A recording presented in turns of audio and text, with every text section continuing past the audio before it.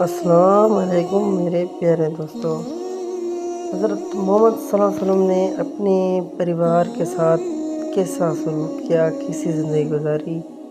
حضرت محمد صلی اللہ علیہ وسلم آپ صلی اللہ علیہ وسلم اپنی بیوی خدیجہ کے لیے ایک مخلص شوہر اور اپنے بچوں فاطمہ، رقیہ، کلثوم، عبداللہ اور ابراہیم کے لیے ایک محبت کرنے والے باپ تھے۔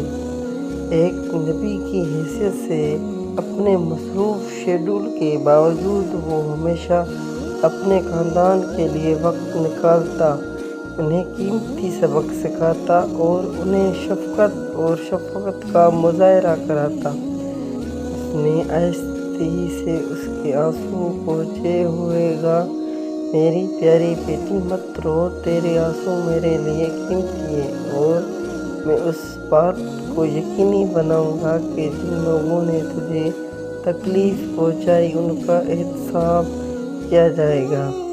ایک بار یوں ہوا، اس کا بیٹا عبداللہ بیمار ہو گئے اور حضرت محمد صلی اللہ علیہ وسلم ان کے ساتھ رہے۔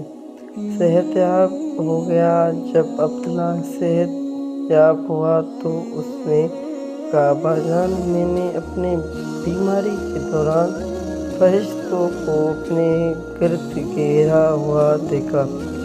حضرت محمد صلی اللہ علیہ وسلم مسکرائے اور فرمایا کہ یہ رحمت کے فرشتے تھے جو تمہاری حفاظت کے لیے بھیجے گئے تھے۔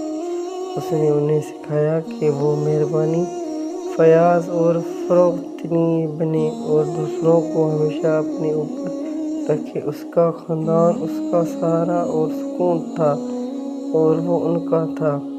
یہ واقعہ اسلام میں